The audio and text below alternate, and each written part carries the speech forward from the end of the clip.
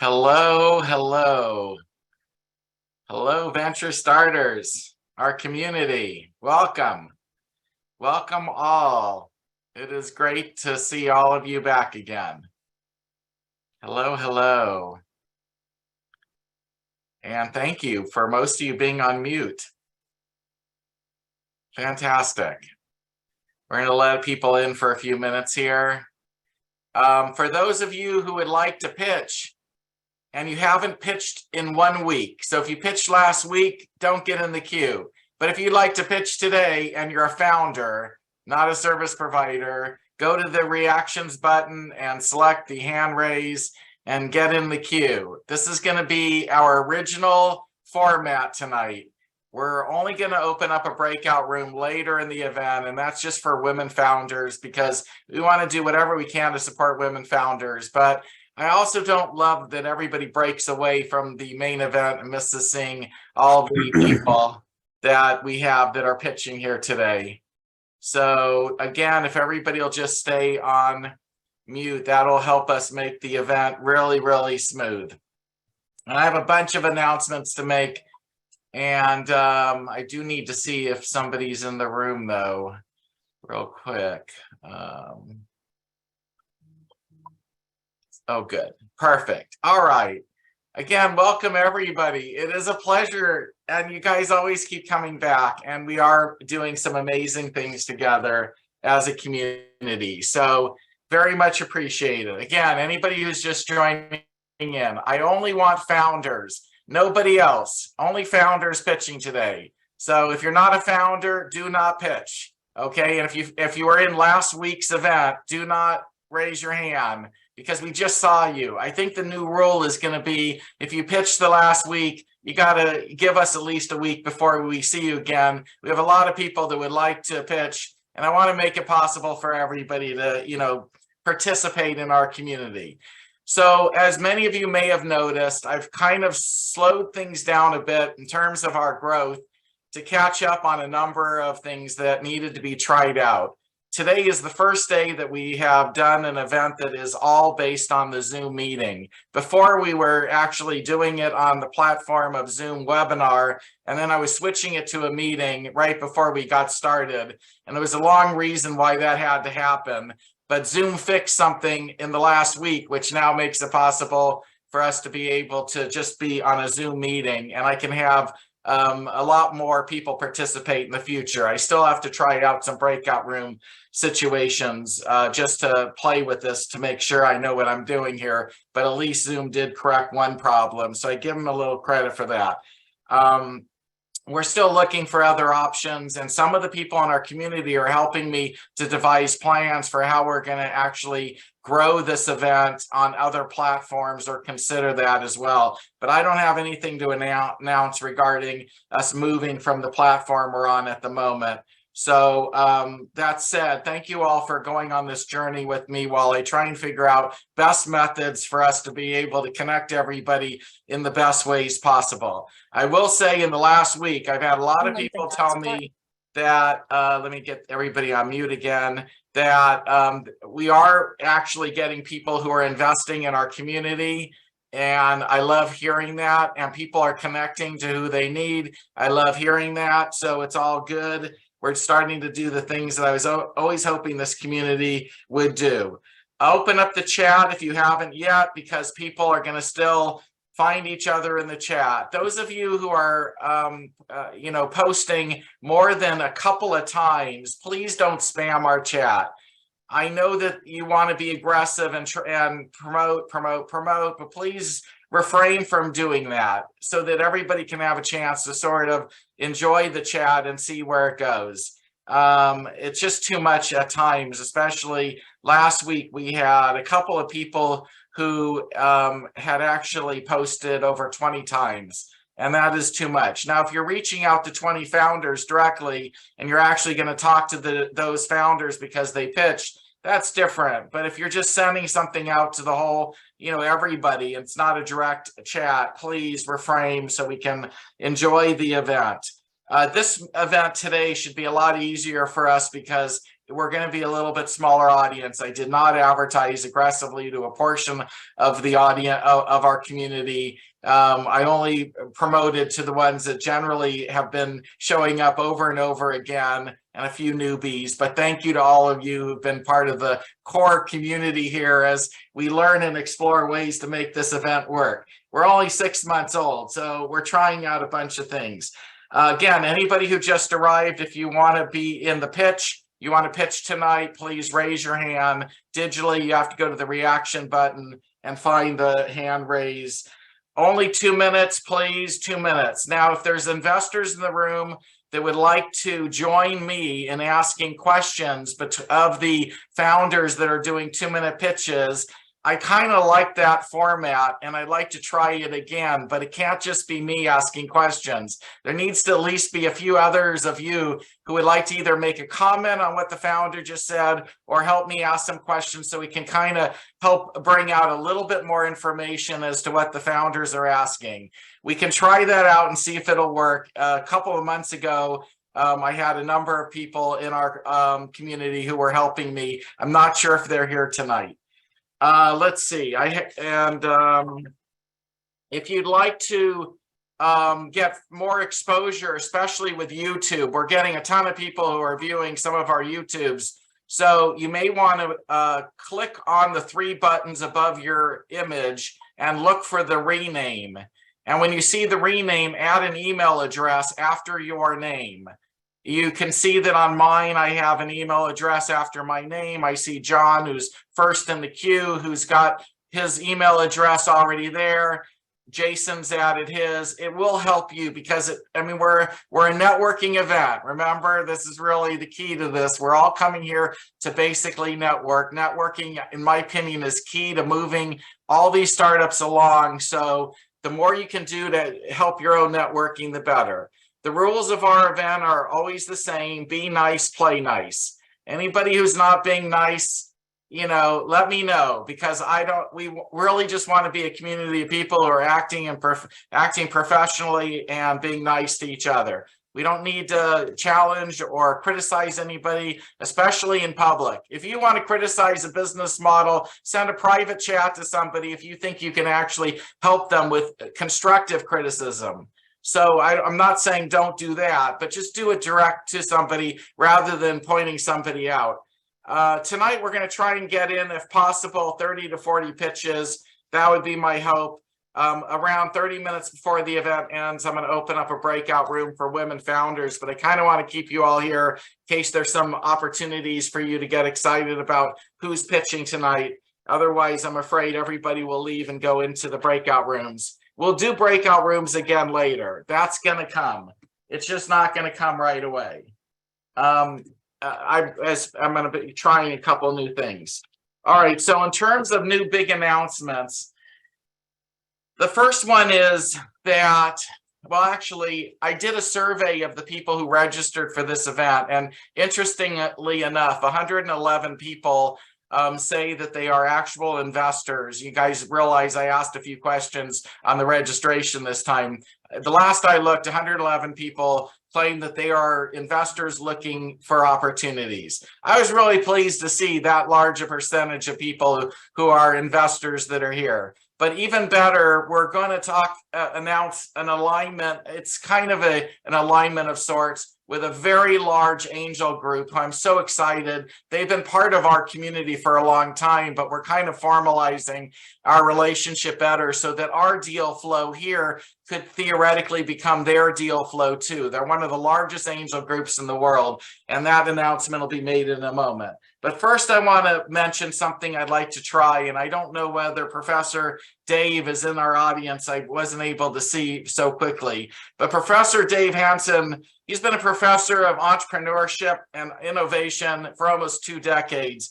He and I have sort of come up with this idea of doing what we're calling, Professor Dave is calling the 5-minute MBA program. So we're going to essentially have Dave come back in the future. We're not going to be doing any tonight, but we will be doing in the future 5-minute spots that Dave is going to actually use as an education and as educational experience. For instance, how best to pitch.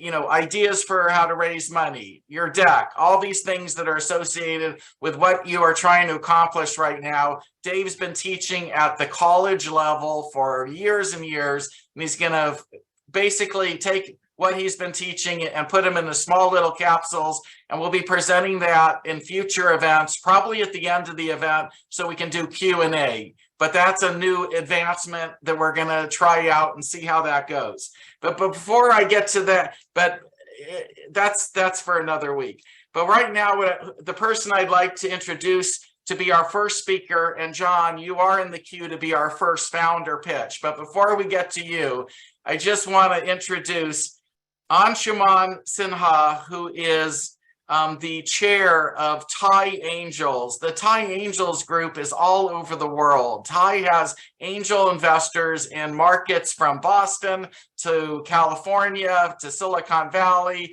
to India, all over the world. And TIE is going to be working with us on a platform that all of you would be able to input your information onto. That'll be a 24 7-day-a-week site that we're going to try and set up, and it'll make things more organized. So the investors in our organization or in our community will be able to find all of the people who are pitching and are looking for money, and all the information, including your decks and your whatever information you want to populate onto this site. And for those of you who are founders, you'll be able to basically have a place where you can, participate with us all the time instead of just 2 hours a week. And it'll allow our community to find each other better, which is one of our goals in terms of at least that type of a platform. We also have a gentleman in our organization who is developing an app that may be able to help set up and arrange for times for all of you guys to meet each other, especially investors that want to talk directly to founders. It's super exciting. Can't wait to see where that leads. And that's something we'll learn about pretty soon. So right now I'd like to bring up Anshuman. If you are in the room, you're the first to speak and share with us a little bit of information about the TIE Angels Network. And if you're here, you're probably on mute. Yeah, so I have unmuted myself. Thank you so much, Mark. This is Anshuman Sinha. I'm the chair of TIE SoCal Angels Fund. It is a $3 million fund with 75 accredited investors. As Mark said, we are partnering with each other to get quality deal flow and expose all the startup founders who apply on the white label that we are going to create for Mark, so that we can expose the startup deals to all the accredited investors in our group, and also share it with 1,000 plus accredited investors under the TIE umbrella, just here in 24 chapters of TIE.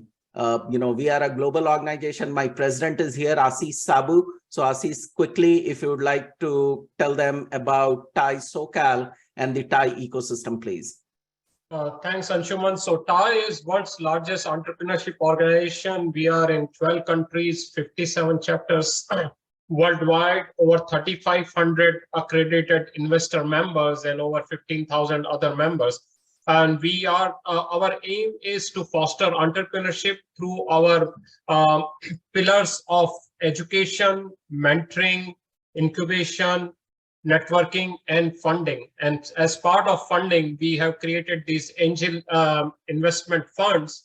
And to Mark, you were talking about women founders, and right now TIE SoCal also has a women fund of $500,000, and we invite applications from women founders to apply for our monthly pitching events. If you go to TIESoCalAngels.com website, then you can apply right now, upload your pitch deck, create your profile, and you will be considered for our upcoming pitch events. So yeah, I would invite all of you to apply, and hopefully we can work with you and help you along your entrepreneurship journey. Thank you for having us today. It's our pleasure, and I'm so excited that we're starting to engage and align with real angel networks that are going to help us out in big ways. So I just want to make one other comment real quick before John becomes our first founder to speak. And that is, we've become fairly big, even though I am not advertising as aggressively, and I needed to shrink us down until I figured out the Zoom problems. I just want to point out, like I do every week, there is a high likelihood that there will be a couple of bad apples when you have a room with over 200 people again. So when we have this many people involved in an event, just always be cautious about who you're connecting with and what they really are offering you. I don't want any liability. I'm just putting on this event as sort of a public service. My family has decided we're going to continue to fund this. And thank you for all the answering those questions on the registration form. We're not looking to charge money. I'm just basically looking to understand better who's in our community and what people are thinking about everything from, whether we should be having donations for entrance or other types of questions that you will start to see in the future, just so that we can learn. So, we're still going to be a free event, especially when it comes to attending. That's our goal as long as we can. And hopefully we'll be able to maintain that. But, again, be cautious about who you meet here, because I don't know everybody. We're an open to the public event. And there will be a day again in the near future where we'll end up with 400, 500, 600 people at our events. I just need to be able to have a platform and be better organized and ready for that. In any event, let's get started, because I'd like to, have John be the first one to pitch. And if there's anybody in the community that would like to unmute themselves to ask questions or make comments, even if they're comments like, that's a fantastic idea, I really love what you're doing, I think we'll try to see if we can be slightly more interactive than just, one pitch after another. I'd like to at least give that a try for tonight. That was the way we sort of built the community in the beginning. It was our original model. I'd like to just sort of go back to it briefly. We will do breakout rooms again. But I just want to, for this week, let's try this. So John, you're the first to pitch tonight. Floor is yours. Okay. Hi, everybody. And thank you, Mark, for giving us all this opportunity. I'm Dr. John McIntyre. I'm an orthodontist, and I've been doing what I love for over 30 years, creating beautiful smiles. I'm now the founder of a startup that is breaking the rules and redefining the way orthodontic care is delivered. Many of you are familiar with Invisalign, which are clear aligners that family dentists can use to incorporate orthodontics in their practice. And their patients love staying with the dental team they know and trust, and dentists love the added profit center. The problem, many orthodontic treatments can't be done with Invisalign alone. So dentists reluctantly refer patients out to orthodontists like me. They don't like doing that, trust me. Our company called OKAI is filling that white space that Invisalign left behind. We're building a network of dentists who can do everything I do in my orthodontic practice without the need for specialty training or expensive inventory. Here's how it works. We assign an on-demand OKAI orthodontist to each dental practice who is available remotely whenever he's needed. Our orthodontist consults with prospective patients using an app on their phone, and then uses AI software to create virtual treatment plans and custom braces or aligners. Everything is delivered to the practice by our OKAI ambassadors, who are experienced orthodontic technicians who make the transition to orthodontic care for the dental practice seamless. Our orthodontist then monitors each patient remotely with the phone app to ensure a beautiful result. All of this is more convenient for patients and parents, and dentists like keeping these patients and their dollars in their practice. I'm here looking to meet anybody who wants to be part of this revolution. We're pre-seed and barely post-revenue, but I'm a firm believer in building relationships before you need them.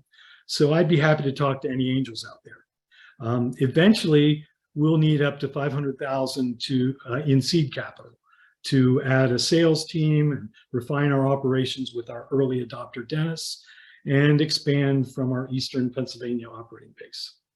And for those of you who might think this niche is a little too small, I'd like to remind you that Invisalign is a $21 billion company, and I'm perfectly happy to take their leftovers.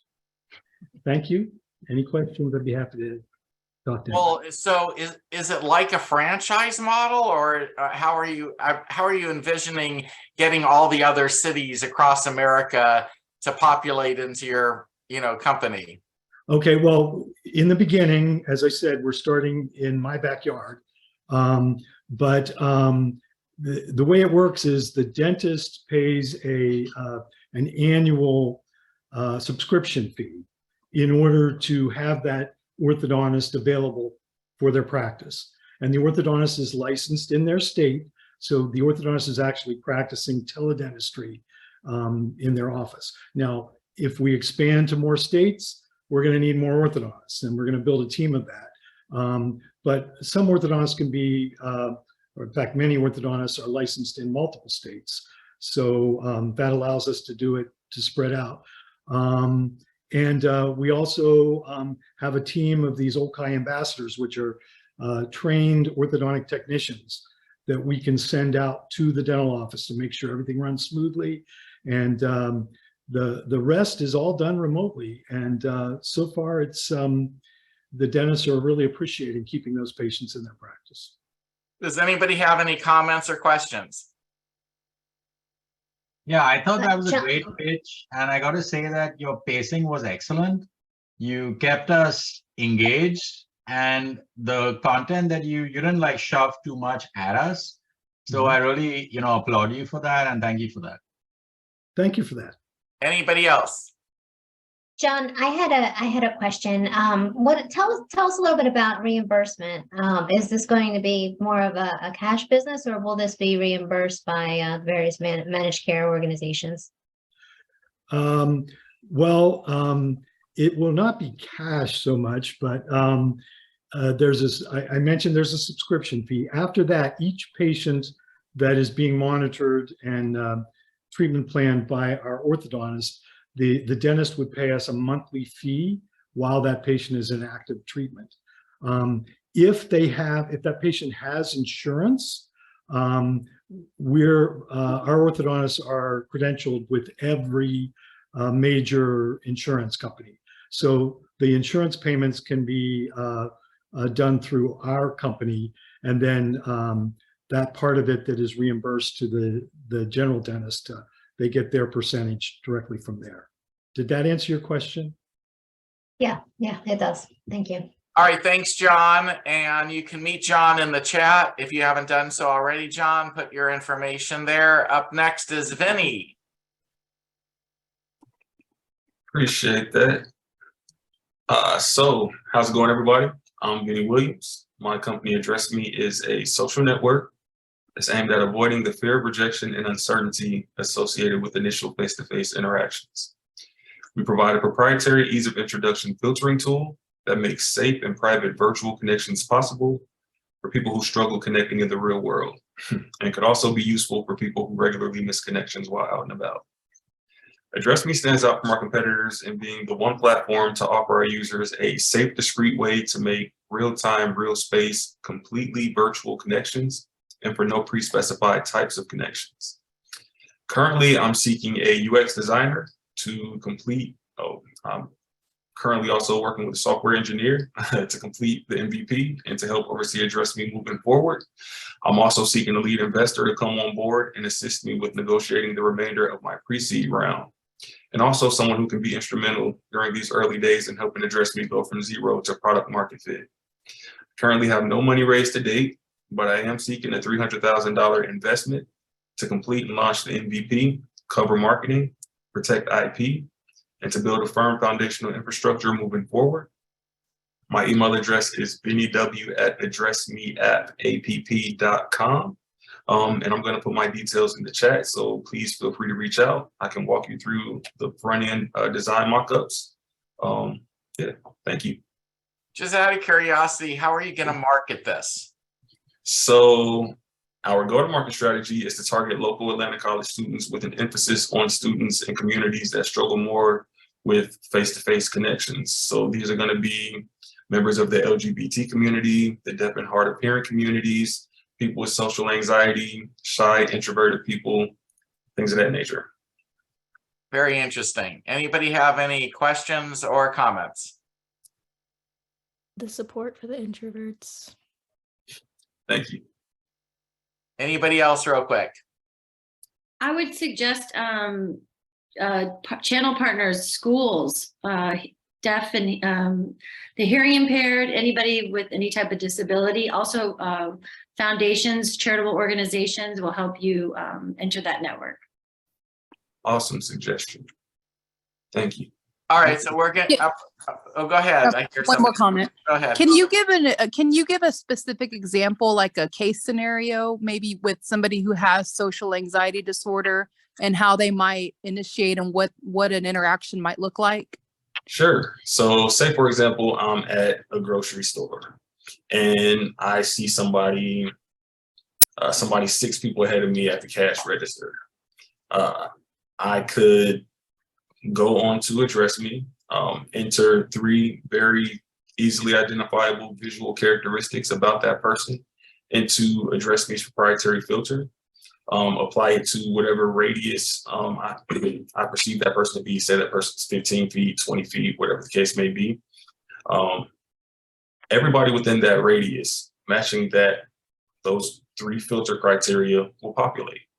And it'll be a way for you to send a safe and private sort of virtual connection to this one person in order to establish that connection, but you won't have full access to that person immediately.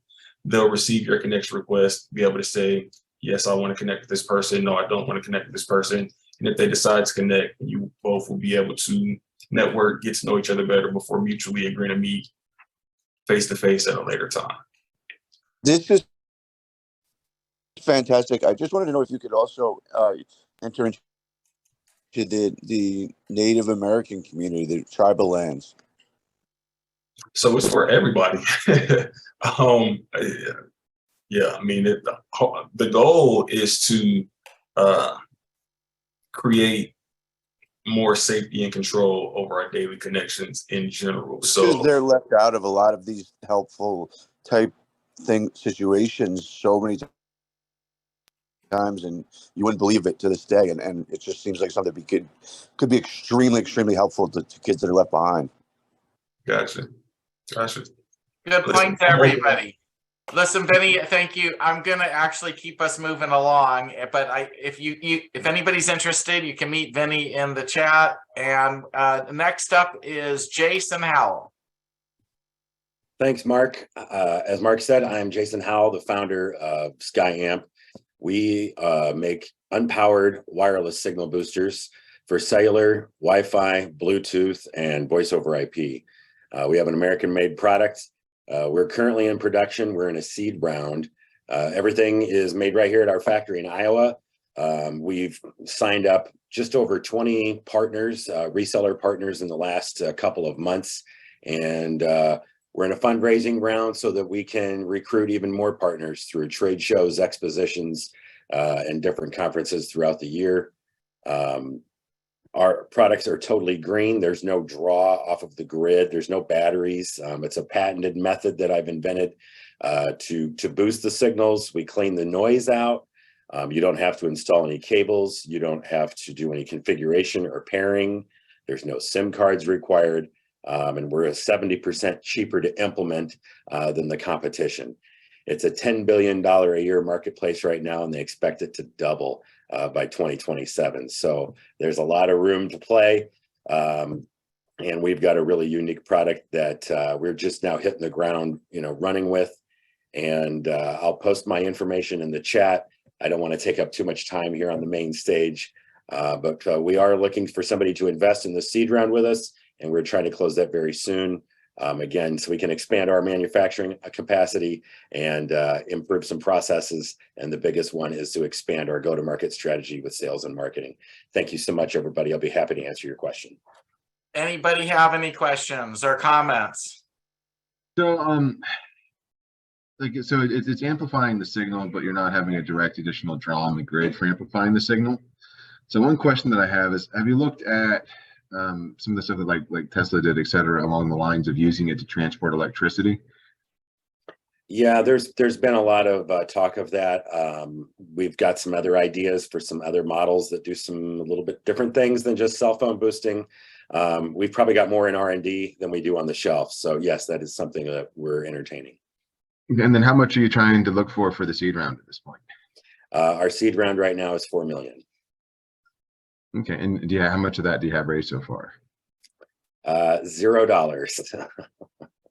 Yeah, Okay, and is sounds that mostly going to manufacturing or mostly going to pulling up additional customers, or like what's the use of proceeds look like for that?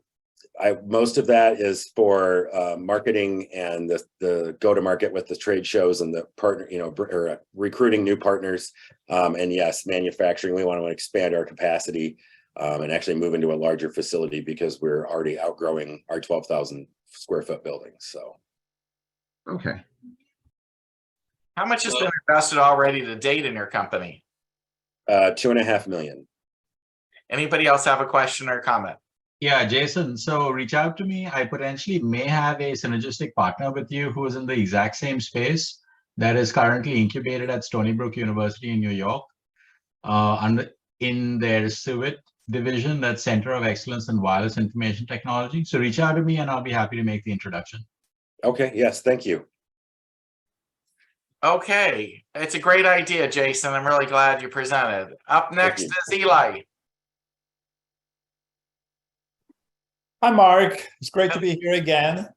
I want to share my new strategy for the company. We're building a unique, transformational, and scalable SaaS platform that helps workers throughout their career journeys, from gaining their very first real-life professional experience to jumpstart their careers, giving them access to the resources they need to continually improve their skills, and lastly, to find jobs and identify the best workplaces throughout their careers. I call it the Career Journey app. So our initial focus is in the trades and more specifically the automotive industry. And we're trying to address specifically a skilled labor shortage of 7.6 million people today, which is affecting our economy and GDP. But also at the human level, many young workers are having difficulty finding jobs because they don't have experience. And employers are not paying good living wages because these young workers don't have good experience. So, so the solution, I think, is apprenticeship programs. So some businesses offer apprenticeships, but workers don't know they exist. So our platform will help these young workers find apprenticeships in their areas, and it will make it possible for multiple small businesses to collaborate and share the burden of apprenticeships, which will make more programs available to young workers.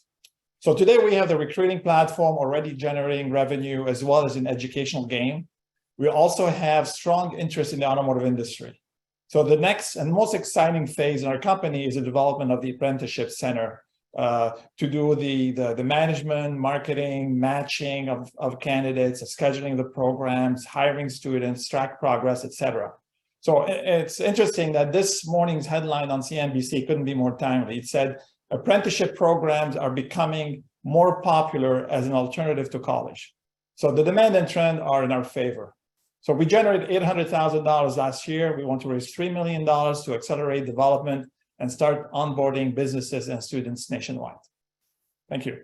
I love that you're going to help all these young people out. That sounds great. Does anybody have any comments or questions? Eli, I think what you're doing is phenomenal.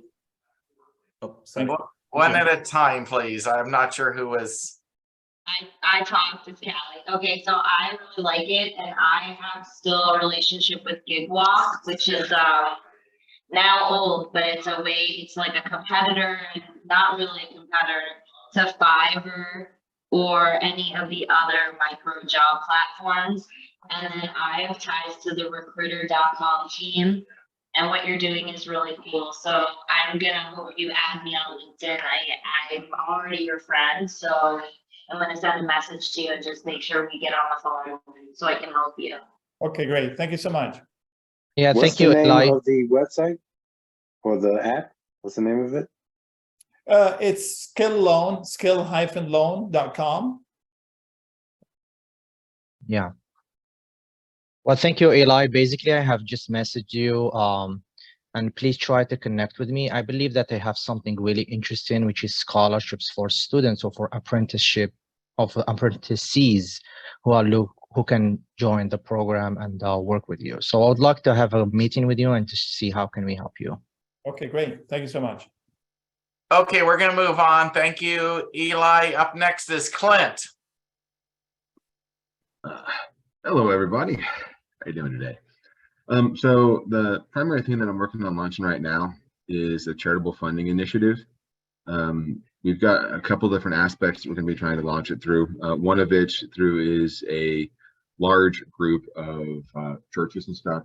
We managed to get a connection to Billy Graham's son and the connection that he has to, I think it's over 10,000 churches. So the plan would be to try to help launch this program in part through basically setting together conferences and stuff to kind of explain it to them and help make it to where they can understand it enough to potentially present it to their donors to have them participate.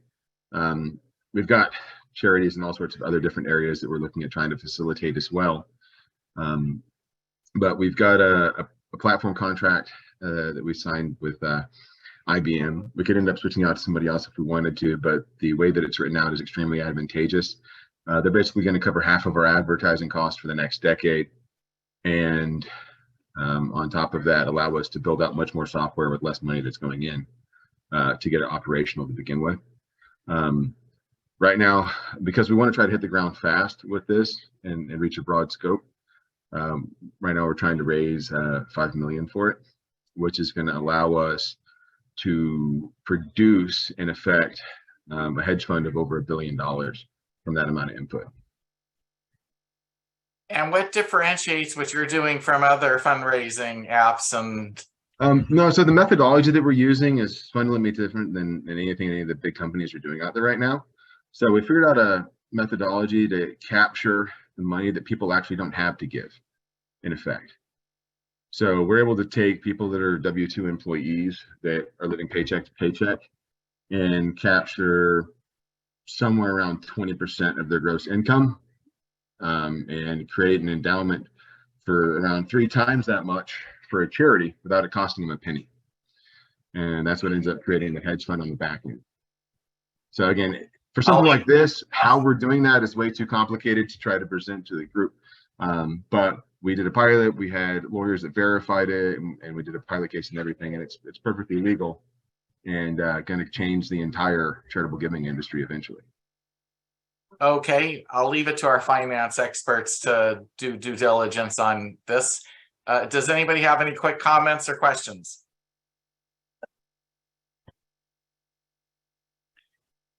Clint, meet everybody in the chat. It'll probably be easier for you to take this conversation offline out of our event because it sounds pretty complicated. But thank you for pitching here. No problem. Thanks a lot. Good job, Clint. Thanks. Appreciate it. Okay, up next is Jonathan. Hello, everyone. Jonathan Egwitz. I'm a solutions engineer with a design background. So I've spent the last year and a half trying to figure out why I got divorced, deep diving through psychology and all the therapies and everything I can. I spent the 2 years prior to the divorce actually occurring, trying to understand why my marriage was failing. And through all of this, I've decided to come up with an idea of a dating app called Start With Me. You're going to spend the first, before you can even start swiping on your dates, you're going to spend some time learning about yourself, psychology of relationships and psychology of yourself, so that when you show up to relationships, you're showing up in a better quality. So Start With Me is aimed at increasing the quality of the dating pool instead of just giving you more people and options. So I have it all mapped out, designed. I got a development team ready to go. I'm looking for seed funding for about 200,000 is the aim. About 80,000 to 100,000 is development cost, and the rest is just advertising to start building out the launch. So this is pre-seed. I have nothing built yet. I need to build it, validate the market, and then show that this type of dating procedure or practice will actually be far more valuable than the rest of the just click and swipes. Do you have a brand name yet? Start With Me. Oh, Start With Me. That was it. Okay, sorry. That's going to be the name of the app. And then okay, eventually it's going to be a suite of applications, and they'll be Start With Us for people who are actually in relationships. But right now, my entire aim is at bettering relationships completely, starting from the foundation. And once you give people that information, it'll have a trickle down effect for their children, all of the relationships they're associated with. and all of that. So Do you own startwithme.com? yes, I believe so. Okay. Anybody have any questions or comments? Yeah, so Jonathan, quick question. Like, first of all, I absolutely love what you're doing. And I think that I have noticed a shift in the whole dating thing with, companies trying to be a little bit more mindful and respectful of this entire process and trying to take a slightly more psychological approach in trying to assess as to who you really are and also who you really are looking for. So I applaud you for taking that bold direction. So my question to you is this more about, like you said, getting to know yourself, or is it like connecting with other users on the group? Because based on what you said, it sounded more like getting to know you rather than anyone else. So it's all about getting to know you before you show up, because understanding yourself and why you make the decisions you make will allow you to understand the decisions your partners make. So I've teamed up with a psychologist. There's going to be a bunch of learnings in there when you start to learn your dependency style, how you show up in relationships. Are you codependent? Are you independent? All of that stuff. Then understanding your personality traits, understanding your love languages, how you feel love, show love, all of that type of stuff. And then there's a whole list of other stuff that the psychologist knows, and you can bring in. I'm sure there's plenty of people here who've been through divorce and marriage therapies and relationship therapies to know there's 1.5 million different ways. But we're going to create a program that you are required to go to a minimum level before you can even start swiping in the dating pool, so you have a basic understanding of how people show up in their relationships. So it's like a way that you're almost vetting the people before they get into the dating pool, that they've been kind of like pre-vetted or pre-checked, so to speak. I wouldn't say vet. I would go more like educate, because once you're exposed to that information of how relationships work and the psychology of it, you'll never show up to another relationship, even non-romantic relationships. You'll still show up with that knowledge and understanding of why somebody's acting the way they are, why they're making the decisions they are, what type of behaviors. So it's more of an educational point. Interesting. Yeah. Have you thought of reaching out to BetterHelp? Because there could be some very interesting synergies there, because they've been advertising a lot on YouTube about, their like access to therapy and all that stuff. So I think there could be some interesting synergies there for you if you want to explore. Yeah, that'd be great. I just don't know how they'd fund this thing getting started. Well, yeah, I mean, I'm sure somebody here can, link you to one of the founders behind BetterHelp, I'm sure. Yeah. Thank you. Jonathan, meet everybody in the chat. We're going to have to move on. Up next is Helen. Did you say Helen? Yes, I did. It is you. Hey, everybody. Hey, ladies. I like that there's men and women in this group. So thanks so much for your time, everyone. My name's Helen Kramer. This is my first time. I love it. Maud, actually, somebody who's been here before, suggested it. So my business is, I'm a fellow founder, I built a platform. I didn't build it. I'm more marketing and sales, but I had a dev team multiple times, build a platform. Finally, we got it right, that actually provides mobile food trucks with their own mobile app, their own customized mobile app. I did it once a few years ago, found out very quickly it cost a lot of money to submit the mobile app to Apple and Google Play Store. That was killing our margins. So now the new platform, I can go in with the flip of a switch and turn the mobile app on. The way that we get customers is, and I meant to hit my timer, I did have it set, but I'll go ahead and wrap up here shortly, is that I went ahead on Facebook groups. There's food truck Facebook groups, and I've become very good friends and I had acquaintances, but now I'm really good friends with food truck builders who run most of these food truck groups, where there's all this information for new food truck owners coming into the group. And as soon as we went live, like we had 50, 60, 100 signups a month. It was crazy. The platform we built last year did not support the volume. We just finished the new platform. We can hold hundreds and thousands of apps, and we can also push them live with a flip of a switch. So it's very exciting. The features are pre-ordering, but also allowing the food truck business owner to share the food truck's location. So the community can tap on the app, see where the food truck's at, and then also be able to pre-order. They can also link all their social media accounts, basically putting the food truck business in the customer's pocket. So we're just giving them a fighting chance in food and beverage. We also industry, and we also connect with Square. We're integrated with Square.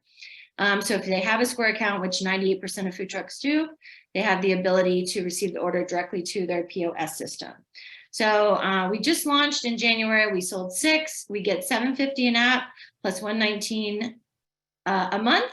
And then if you upgrade, we have a scheduling calendar. You can book the truck. So if you have a business, you can book the food truck or an event. So we support caterers and pop-ups. So that's kind of the new trend. Also, quick statistic, restaurants 2 years ago, 33% of restaurants, 38% have now have their own food truck or mobile business. So that's where everything's trending. And that's it for me. Thanks, everyone. Very impressive. I think it makes sense. Just out of curiosity, are you here to ask for anything from our community? I wasn't sure. Or do you just want to share information about what you're doing? Oh, that's so nice, Mark. Thanks for the nudge there. First of all, I love you as a host. I host a little thing with a small group of founders, nothing like this, and you're just amazing. So thank you so much for doing this. And I'll throw my information in the chat. And yes, we've probably, myself and my uncle, and he's just a silent partner, have done about $500,000 in this. And so we're really excited, but yes, we are ready to possibly go for a round. But I do know I can also do this on my own, but at the same time, I've learned from many other mentors and founders that if I want to scale quickly with the 51 leads I got from my first channel partner in the last month, I need help.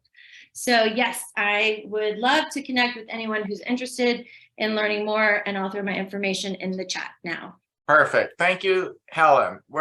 Anybody have any quick comments or questions? Yeah, Helen. So if you ever are thinking of getting into the Wisconsin market, definitely let me know, because I have access to a network of people, like the various restaurants there, as well as various food trucks there. So if that ever is a focus, or at some point in time, just hit me up. I'd love to make introductions for you.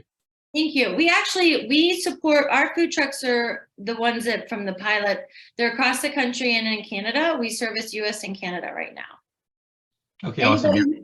Yeah, Canadian currency and US currency, because we integrate with Square. Thank you. I got a quick question for you.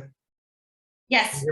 Yeah, I work with a lot of different schools all across the country. And a lot of times when they're doing fundraisers and they're doing their football games, their basketball games, they want food trucks. They don't know where to go. So is that kind of what you're solving, is being able to have almost like a swipe right, left, and have a food truck of your choice in your place, and no, I want Mexican, or I want, burgers or whatever? Is that kind of the model?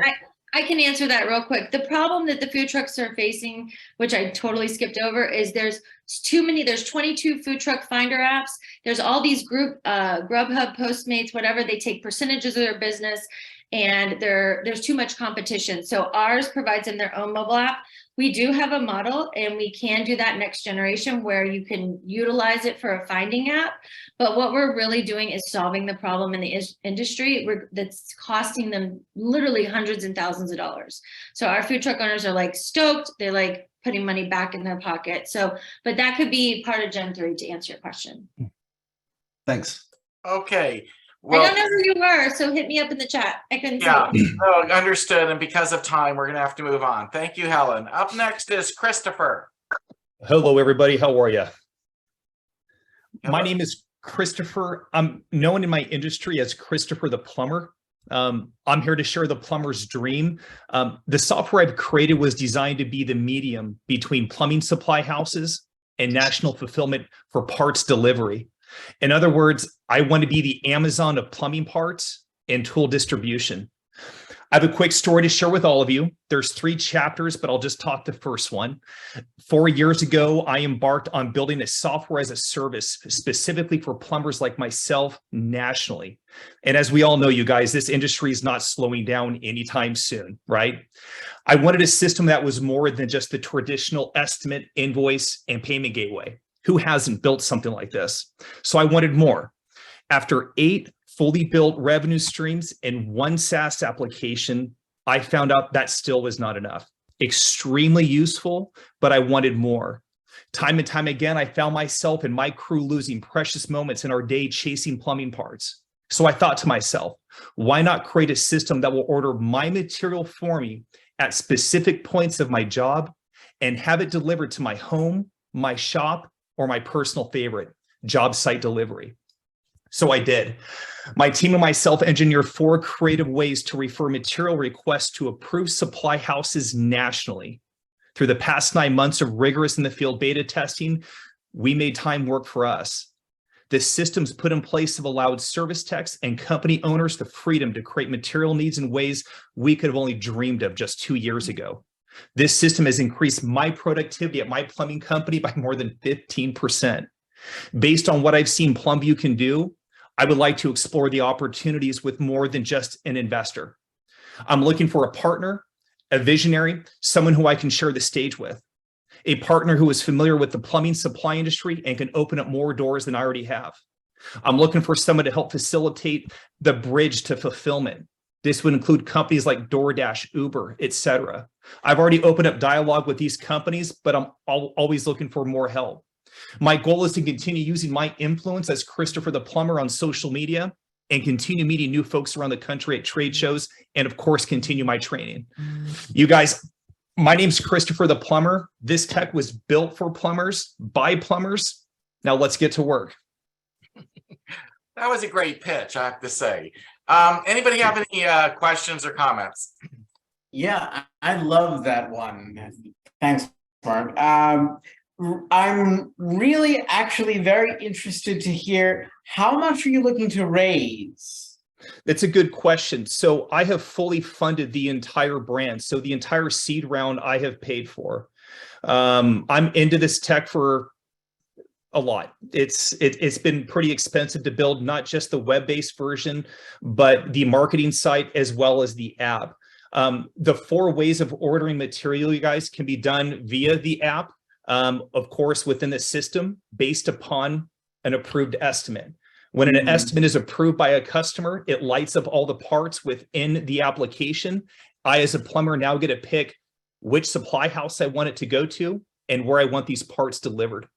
Have you been in touch with Techstars, Christopher? What's the name of the company? Techstars. Have you heard of them? They're like Y Combinator, but more spread out. No. I know the person who runs the Future of Work Accelerator over there, and I think you might be able to have a really interesting conversation with her, because she's keen on enabling skilled labor in terms of like bringing all of this stuff into the information age. I'll connect with you on LinkedIn. I'll put my LinkedIn in the chat and then send you her info, and you can ping her and use my name. That'd be wonderful. I very much appreciate that. Any other quick comments or questions? Christopher, what's the average turnaround time from you putting in the information, highlighting each tool, and then delivery to the job site? What's the turnaround time average? That is such a good question. So from the second we create the estimate and the customer approves the estimate, we can have parts delivered under 90 minutes. Wow. That's impressive. And it doesn't matter what location you have. It does. Close to, So that 90 minutes, you guys, is usually large suburban areas, Los Angeles, San Francisco, San Diego, Austin, Texas, things like that. Now, one of the things that I'm waiting for is to hear back from my contacts at Uber and DoorDash. The key to making this system fly is I want to have national fulfillment. So if anybody has any contacts to DoorDash or Uber, please let me know. All right, very cool. All right, it sounds like a good initiative, and if anybody's interested in meeting Christopher, you can find him in the chat, and he also has his email address up there, which is great. We're going to move on. Next up is Stephen. Hello, Mark, and thanks for the opportunity to pitch. My name's Steve Gomez. I'm the founder of DefendTheForeclosure.com. We provide foreclosure defense services to homeowners in distress. We're primarily in the Florida, New York, and New Jersey market, where we provide marketing services to generate foreclosure defense clients, and we are a Florida law firm. Our prime source of revenue comes from foreclosure defense law firm fees. throughout we distinguish ourselves from other law firms by the fact that we actually take foreclosure defense seriously, where we're not just a bankruptcy mill. Most people in this space, most law firms simply put people into bankruptcy and attempt a loan modification. We are actually able to defend successfully 60 to 80% of our cases successfully, in that we are able to win cases, and sometimes there's still clouds on the title, but homeowners are able to save their homes through our process. It's a unique process. We are looking for a seed round of 500,000 to expand our practice throughout Florida. Right now, our office is in Fort Lauderdale, and we're covering Miami-Dade, Broward, and Palm Beach counties. And we are generating cases in New York County, Manhattan, and Brooklyn and Long Island. And we're getting inquiries in New Jersey as well. The revenue is the seed money we're seeking is generally mostly dedicated to Google advertising, local service ads. We have a Google business page up, and we found that's we did some testing with Google ads, and we're generating currently about 4 to 8 cases per week. Our average retainer fee is $1,500, and it's a $695 fee monthly for the homeowner to retain us and prevent the foreclosure from going through. There is ancillary income in real estate. We have investors who are interested and have placed monies to give cash for keys to homeowners who don't want to continue to fight the foreclosure and just want to move on with their lives. So there's ancillary income from the purchase and rental of residential single-family homes. Most of that is going on in Southeast Florida. So I can be reached at steve@defendtheforeclosure.com, and I'd be happy to share financials and a deal memo, which kind of goes into a little bit more detail, as well as the bios of myself and the law firm principal in Florida. Okay, any questions or comments? So go ahead. One question, which would be how upside down or how behind are these people typically? Like, what would it take for them to typically, have enough capital to forestall the foreclosure via those means? Generally, we get in touch with them at the first notice of default. So they've got to have a timely answer. But most people are interested in saving their home. They just didn't think it was a possibility. So we go through their options. Obviously, a loan modification is a possibility, but it's not our main source of revenue. We defend foreclosures. Well, yeah, I was saying, so typically, how far behind is it at the point at which they get the notice in Florida? Some of the different states have different timelines. So that's right. That's right. In Florida, it's 90 days. Oh, so they only have to be 90 days behind?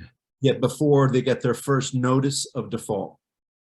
Okay, so that's probably not. So I know some states it's more like 6 months before they end up getting a default notice, et cetera. So it's kind of interesting. Yeah, notice of default is in Florida is at 90 days. People drowned in Florida, that's why.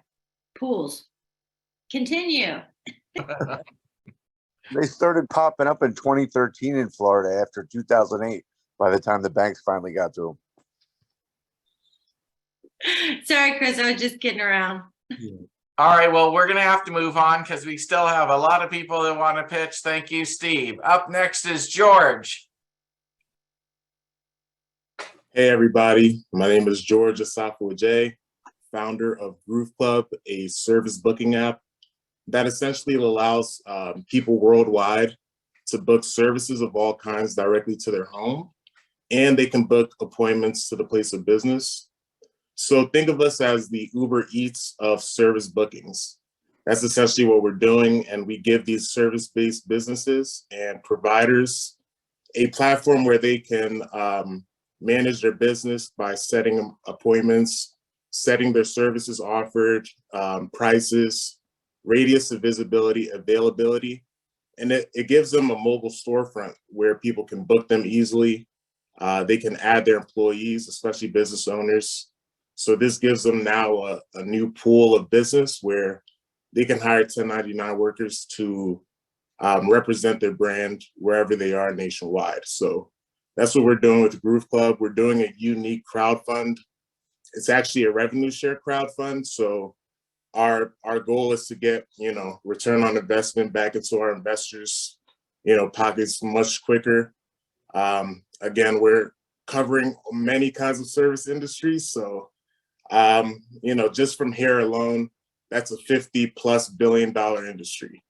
We have service providers of all kinds, from hair to tutors to cleaners to, you name it.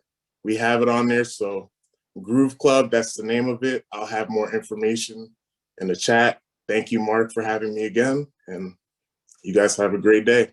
My pleasure having you again. Just curious though, I mean, are you in revenue? Is your platform completed? Where? Yeah. I'm not sure I understood. Okay.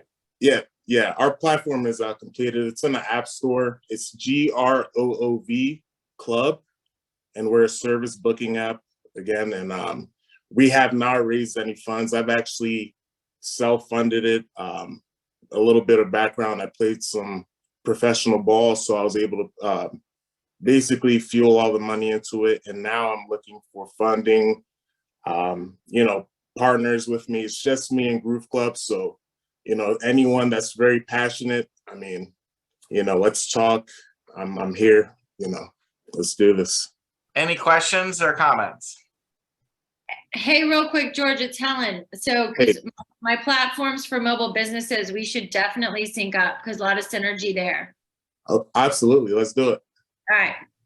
Anybody else? Meet George in the chat then. Up Thank next you. is Rajiv. Yeah, thank you, Mark. As always, this is an amazing production. So thank you for that. And thank you for continuing to innovate and continuing to test and learn. And thank you for your courage. And thank you for continuing to be a pioneer in breaking new ground. So I just want to thank you and applaud you for that. Appreciate it. Thanks. For sure. So hi, everyone. My name is Rajiv Jadhav. My company is Lily Launch Tools. Now you might say, what is Lily Launch Tools? Well, what we do is in the name launch. We help companies launch better, faster, and smoother. Now you might say better, faster, smoother. Sounds kind of cliche, but well, there is some very real implications to launching better, faster, and smoother. For an example, one of our clients, by launching better, faster, and smoother, were able to get an additional, not the full number, an additional 1.3 billion in sales at launch. An additional, okay, so that was more than what they already had. So that's one implication when you launch better, faster, and smoother. That was a pharma company. Another client which launched better, faster, and smoother got into the Guinness Book of Records. This was for Unilever, Lipton tea. So these are just two very small examples of what happens when you launch better, faster, and smoother, and in the right way. And that's where Lily Launch Tools comes in, which allows you to visualize your strategy in a 2D, sometimes 3D way, so that your vision is something that is so clear and so centrally available that everyone in your organization and in your team knows exactly what you're doing, why you're doing, and when you need to do what you need to do, so that when it comes to launch, everyone is aligned and everyone knows exactly what to do. And that's what Lily Launch Tools is. So it's both the strategy visualization as well as the execution of that strategy in a more strategy-oriented project management system that's next generation and cutting edge. We are currently offering a 30-day trial, which could be extended to a 60-day trial just for the venture startup community. So if you want to take us out for a spin, please do. Our ask is we're looking to raise anywhere from 500,000 to 2 million on a safe note for a 10% stake. We are currently on the verge of becoming cash flow positive, and we'll share our deck to anyone who is interested. Outside of that, some of the issues that some companies face that prevent them from being able to launch better, faster, smoother is when they have to deal with any kind of bad press or scandal on Google, which could delay their launch. And that's something that we also take care of by getting all that stuff deleted, eradicated, and erased. So if you need anything eradicated from Google, or if you want to be seen prominently on Google, let us know. I'll leave it there, Mark. Thanks again for your time. My pleasure. Does anybody have any questions or comments? I see Susan with clapping hands, though. Very nice. Yeah, very, very nice. Rajiv, as always, my friend. This is a very powerful tool, and I know that what Rajiv says, he delivers. And it's a 30-day free trial. It's a win-win. That's all I got to say. Thanks, Susan. Anybody else with a comment or a question? My question is this really for startups or is it for Fortune 500 companies? Well, the good news is it's for both, because, honestly, it's like healthcare, right? Healthcare is needed for everyone. It's needed for the richy riches as well as regular Joe Schmoes, right? So the point is that this is for startups, especially because startups need it the most because they're managing so many moving parts and things often fall through the cracks, which are then end up being costly mistakes. So this is something that mitigates that, which allows them to manage all that and have a central repository for that information and that strategy to live. And yeah, so the short answer to your question, Mark, is yes, it absolutely is for startups. It's ideal for teams of, like 5, 10. So I'm sure 5, 10, a team of 5 or 10, I'm sure we have those companies represented here. So it's ideal for those teams. And we have plans that can allow you to scale even further than that if needed on an as needed basis. And our pricing, we're told, is extremely generous and very friendly. So please give us a shot. And we're here to help you. We'll even help you with your onboarding as well. Okay, great. We're going to have to move on. Thank you so much. Up next is Norbert. Thanks, Mark. And hi, everyone. I'm Norbert Hebrank, co-founder of Clockwise Logic, and we are a cloud platform in the process of completing our MVP. We built this platform to solve a problem for computer programmers who create scripts. It's easy to write a script or any data processing tool, really, but it's a lot harder to deploy one as a secure service. Our platform provides all the infrastructure necessary to accomplish this.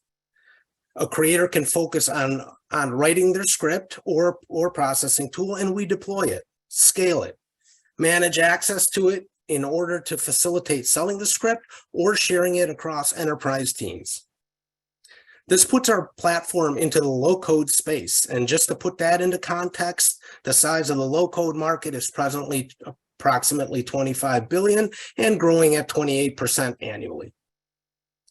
Just as we were preparing to launch this platform, there's been a very exciting development, though. Many of you may have heard of ChatGPT, right? OpenAI, ChatGPT's creator, has another product called Codex, which can actually write scripts for developers. We at Clockwise are uniquely positioned to integrate this Codex API into our platform, making it possible to generate code, interactively test it, iterate rapidly, and deploy directly to production. Again, our platform is essentially everything but the script. And in this case, since the chatbots produce nothing but the script, it is really a great match for Clockwise.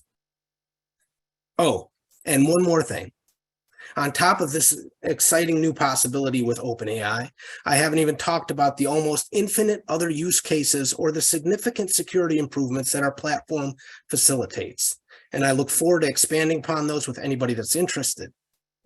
We are looking for 1.5 million in seed capital with another 1.5 million equity line of credit to complete the MVP and product launch. Please don't hesitate to reach out for more information, and thank you for your time. How close are you to completing the MVP? So we have a working model right now. So it's just a matter of what point we actually want to get to, but we would say probably about 6 months from launch. Does anybody have any questions or comments?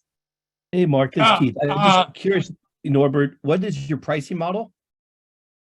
So this is interesting because there can be a two-sided market to this, but it'll basically be subscription based for enterprise or also B2C, and then the B2C is where the two-sided portion comes in. So there'll be subscription for developers, and then also there will be a percentage of sales on anything that would be sold. Have you considered trying to raise money from pre-launch sales? It seems like there's a huge value in this product. Yes, so that was our approach, is to move into if we were to bootstrap this, we would bootstrap it into the B2C space and start by going down that road, as you mentioned. Why not the B2B space and generate sales that way? So we have tried to get some traction, and I've had some interest in this, but we've gotten to a point where it looked like the B2C would be the next basically the next step for us, and basically we ran out of pre-seed money is the bottom line. To what degree do people recognize the need for what you've got? So it depends, right? When I talk to IT managers, it depends on what they're doing. I've had one senior engineer be very excited about this tool, because one of the things that he was complaining to me about was the fact that his biggest problem is that he writes a lot of scripts. And being a senior engineer, and when he shares these out, he ends up having to fix those scripts again, right? Because they're scripts. So he ends up having to fix them, and we're currently trying to work with him to see if he can do some positive testing for us. So it really, to answer your question, Richard, it really depends on who we're talking to. And how much capital are you looking for again? We're looking for 1.5 million in seed money, and then a 1.5 million line of equity after that. Mr. Hebrink, one question. What investments have you made from an internal control standpoint so that CIOs are not Trojan horsing their own companies against disgruntled employees that they may not have identified from a threat assessment standpoint? So that's a really good question, Omar. That's probably something that we'll have to take offline, and I would have to. So I'm the business side. I'm the business co-founder. So we would want to involve Adam at that point, who's the technical co-founder, and I'm going to paste in my information here, and feel free to reach out, and we can certainly expand upon that. Adam, did you want to answer that? Because Sure, I can hop in if you want me to. So actually, it becomes a tool for a CIO to essentially put a script in a box. So what happens is we run a script on space that is controlled by the platform, or with enterprise, we could do it with cloud service of their choice. But we spin it up and run this stuff in a sandbox, and so it's actually completely isolated when it runs from the end user. The system also manages the secrets, so CIO can have secrets for example, this script might access internal databases and be used by the help desk. You want the help desk to have the internal secrets to access the database. So this gives you kind of a front end. You can pop up a script there, and the script has access to the secrets, but the help desk has nothing. All they're looking at is a front end that is where they're able to put data in. the script runs on a EC2 box and spits out the results and delivers it to the user. So you actually get a sandbox for that. And those are some of the security implications that I was talking about in the pitch there. Okay, thank you. I just wanted to make sure that you guys had covered your. Oh yeah, there's been a lot of consideration given to that. Yeah. It sounds like it. So Norbert and Adam, you guys can meet up, everybody in the chat, and thank you very much for the pitch. We're going to move on. Up next is Eric. Hey, Mark, appreciate the introduction and you hosting all of this for us. I want to do a quick PSA. I am actually a senior startup advisor for a company called Synerleap, which is a wholly owned subsidiary of ABB, which is a $69 billion Swedish company. They are actually running a, well, basically they're set up to be a funnel for startups up to the major corporation. And they're running a program right now that actually is for electrical related startups. So if you guys have a chance, check out Synerleap. They're actually giving away, I think, $30,000 USD to get people started. So if you have something related in that area, they're a good place to start out and reach out to from a global standpoint. But I'm here to pitch Level Up. Now, given it was Valentine's Day yesterday, thought it might be appropriate to wear a little red and reach out to everybody here. Of the top 15 or so apps currently out there, there are 3 different categories. Gaming, which is like Clash of Clans and some of those other big name gaming apps. There's live streaming, which is ESPN's live streaming, Hulu, Netflix, etc. And then there are the dating apps. And so of the 2 of those 3, the first 2 cost way more to get started up than do dating apps. So at Level Up, think Bumble plus TikTok plus Calendly plus AI plus privacy gives you a more organic way to date that actually makes you not a member anymore. We'll be using a subscription model and looking to take the social side of dating when you're going into a bar and meeting people, bring it online and make it a little bit more organic, a little bit more real to life than sitting here swiping left and right. Of the 90% of the people that are out there on dating apps right now, most of them are not looking for the one-night stand. They're looking to create real relationships. So using the AI side of it, as well as the social media side of it, we're trying to create a much more holistic, organic opportunity to help people find themselves and not have to use our app anymore. We're looking for a $500,000 for pre-seed and then $2 million for our first round of seed financing to get things up and running. The other founders all come from the Silicon Valley and have had multiple startups and have probably 40 years of experience in creating apps. They're probably about 85% of the way done for their MVP. So we're ready to go and jump the next corner with this next round of funding. Thank you. Okay, Eric. And thank you very much for the ABB mention, because some of our community might be interested in that for sure. And I already posted the ABB stuff at the top of the chat, so you have to scroll up, but it's in there. Thank you for that. Does anybody have any questions or comments of Eric? Yeah, so Eric, first of all, thanks for all the awesome things that you're doing and up to in the world. My question is, this sounds kind of similar to what Jonathan mentioned earlier. So I guess my question is, like, is it kind of like the same thing but under a new brand, or is it like totally different? Like, how would you distinguish yourself against what we just heard Jonathan say? Well, I think Jonathan's probably a little bit more on the side of people that have gone through the whole process already. I think we're starting more at the early side of it and go from there, but without having a real dive into what he's got going on, it's really kind of hard to differentiate.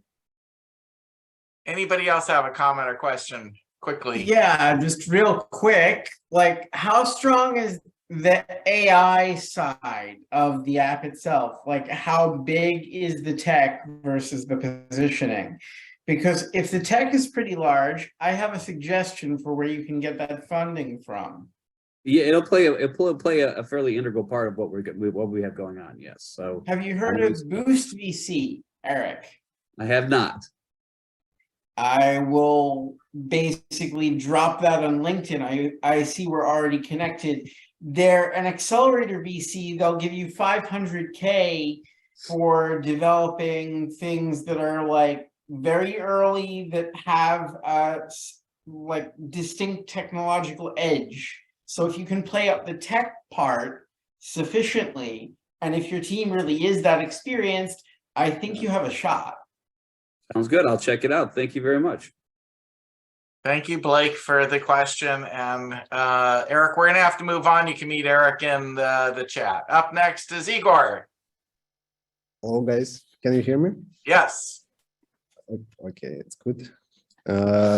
So my name is Igor. I'm founder and CEO of Mont Metaverse. I gonna go straight to the project. So Mont Metaverse, it's open world RPG multiplayer NFT game with Web3 technology and crypto economy, where we're connecting like PC gaming and basically recent, like current Web3 technology, right? So how exactly it works? Our metaverse, it's a place where every NFT becomes an asset inside metaverse. For example, if you have like an NFT car on your account, on your crypto wallet, and you connect it to our system, then you can call your car inside the game and use it, for example, for several mechanics, or just drive your car with the friends. Let's say you can use also your car to participate in race mechanics, and also just upgrade it, tune it, and a lot of other things. And basically this technology, like NFT, works for every major asset, real estate. So we have apartments, houses inside metaverses, and so on. Also weapons and much more skins for a character. Basically every major item inside the game. So yeah, we're building metaverse PC game and connecting it to Web3 technology, and create opportunity for players, not like with old system where players can buy stuff inside the game and do nothing with it, but instead you can through crypto technology, you can sell your stuff on marketplace, NFT marketplaces, and move on with it, I would say. So as you might know, currently PC game market is above $90 billion per year. And our goal and vision for our company is to achieve, to build a game company specialized on PC games and metaverses with crypto technology in it, and basically dominate PC game market. In 3 years, we want to achieve with our metaverse 100 million per month pure revenue. So yeah, it's kind of our vision, and it's purely achievable. Thank you. Where are you based? Currently, I'm in Dubai. So yeah. Okay. I see Ukrainian colors in the background, so just I don't know if that's on purpose or not, but you know. No. Okay. No, it's not on purpose. I just curious. Okay. Does anybody have any quick questions or comments? I do. Hi. Yep, Brian, go for it. Hi, I'm a fellow game developer. So I'm just curious. So what your mechanics are described is pay to win with NFT. Is that what I clarified? Also, yeah. Also, do you have a team already? Yes. So right now we build it MVP ready. We have MVP. We have video of MVP tested on stream. We have our YouTube channel. I actually drop it in chat right now. We have our website. You can check it out. In terms of NFT play to earn, it's play to earn. It's not gonna be connected to an NFT technology, but crypto economy itself. So we're gonna have our own token, Mont token, which gonna be play to earn. But NFC, you need to buy as a player. You need to buy it on marketplace and then use it inside the game. Maybe it's gonna be like through loot boxes with smart contract, obviously. But yeah, Well, obviously, we can provide game mechanics like through leaderboard if some players win in some, for example, racing, we can provide NFTs as a win. So it could be possible. In terms of game mechanics, which we have right now on our YouTube channel, you can see like one city which we already built it. It's like not a big one, but currently we have two mechanics. First mechanic, it's race mechanic with the qualification time and a leaderboard. And second mechanic, I would say it's 80% done. It's shooter mechanic for gang. Sort of, it's let's say mafia mechanic. So you can create your own group like gang, right? And invite your player, and you fight for territories inside Metaverse. So right now we're on pre-seed stage with MVP ready. We raising 600K with valuation 6 million. So it's 10% equity, which we're selling for a first round. I hope I answered it first. No, I think you covered enough for now, and we're gonna have to move on because I still would like to get all 18 people in before we end the event. So thank you, Igor. Meet Igor in the chat or on YouTube. Sounds like he's got a lot going. Up next is Judith. Mark, for this opportunity. It's a very lovely community out there. I have been here for like 5th time, and I would love to present like this is the month of love, and that's where we are building things. So I'm the founder and CEO of Adore. Adore is a personality, passion, and interest-based relationship and growth platform connecting singles to pursue everlasting relationship. So we are in the post-product stage wherein we have rolled out the complete product with proprietary algorithm, and we have got 70,000 plus installs. We have swipe ratio, which is thrice better than industry standards. And we have rolled out few features that are first of its kind, wherein we have rolled out message request before a match feature, wherein singles can connect with each other, before actually swiping. And that's one of the things that have helped us got copyrights.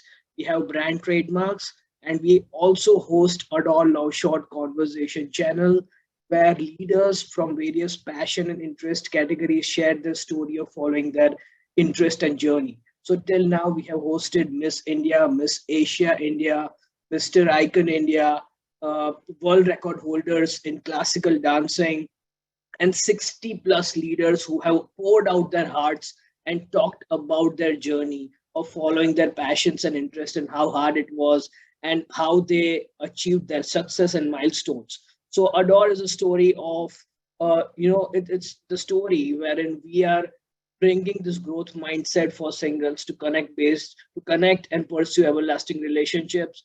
And all these leaders are supporting us. They are sharing their stories, and you can check them out on Instagram. Or the channel name is Adore Match. So we are on this mission of connecting 10 million singles, and currently we are raising 500K as a part of this pre-seed round. We have rolled out the complete product, and we would like to partner with mission and purpose driven investors so that the next generation of youth says, I adore you instead of I love you. I appreciate Mark for this opportunity. It's a clever line. The adore angle is really neat. Yeah, so it denotes the respect and admiration and love, which is very important.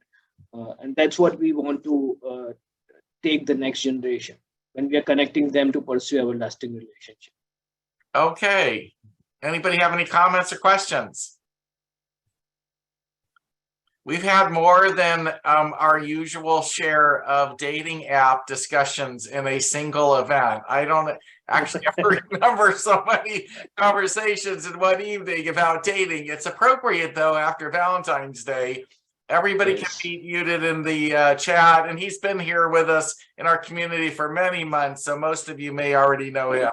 And that's a good segue into, I'm going to open up the Women Founders room for 30 minutes. If nothing's really happening in the room, though, to you ladies that might want to go there, come on back. We have a bunch of people that are still going to be presenting.